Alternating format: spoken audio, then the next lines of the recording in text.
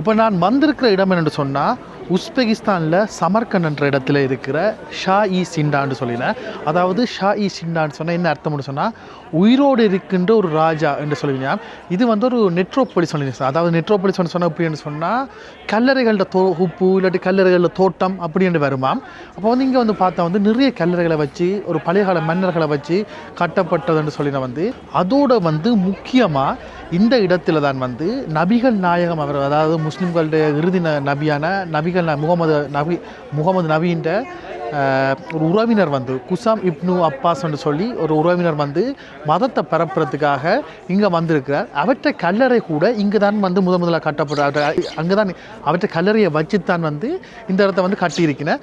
அதுக்கு பிறகு இவள் என்ன செய்திருக்கீங்க என்று சொன்னால் அதுக்கு பிறகு முக்கியமான ஆக்கள்கிட்ட கல்லறைகளை வச்சு இங்கே வந்து கல்லறைகள் வந்து கட்டப்பட்டிருக்கு. இது வந்து முஸ்லீம் ஆக்களுக்கு வந்து ஒரு மிகவும் முக்கியமான ஒரு மத வழிபாட்டு தலமாக இருக்குது. அதாவது வந்து தங்களோட மதத்தை வந்து பரப்பினாக்கள் மற்றது வந்து மதத்தில் முக்கியமான ஆக்களை வச்சு கொண்டு கட்டப்பட்ட கல்லறையாக இருக்குது. அவங்களுக்கு அதை கும்பிட்றது இல்லை, பட் வந்து அது முக்கியமான ஆக்கள் இருக்கிறதால வந்து இவர்கள் வந்து இந்த இடத்தை வந்து ஒரு புனிதமான ஒரு இடமாக வந்து அவையில் வந்து பார்க்கின. அதனால் இந்த உள்ளுக்குள்ள வரைக்க இதை வந்து மன ரீதியாகவும் உடம்பு ரீதியாகவும் ஒரு புனித மத தலத்துக்கு போகிறீங்க, அதால் கவனமாக பார்த்து போங்கன்னு சொல்லி அவையில் எழுதி வச்சுருக்க நாங்கள் பார்க்கக்கூடிய இருக்குது. அதைத்தான் நாங்கள் பார்க்க வந்திருக்கிறோம். அதே நேரம் இங்கே வந்து நிறைய ஆட்கள் வந்து நிறைய முஸ்லீம் மத ஆட்கள் வந்து சுற்றுலா வந்திருக்கிறேன். அவர் எல்லாருமே வந்து மத ரீதியாக வந்து அதை பார்க்க வந்திருக்கிறேன். அதை நாங்கள் பார்க்கக்கூடிய இருக்குது. அநேகமான ஆட்கள் வந்து முஸ்லீம் மக்களாக தான் இருக்கிறேன்.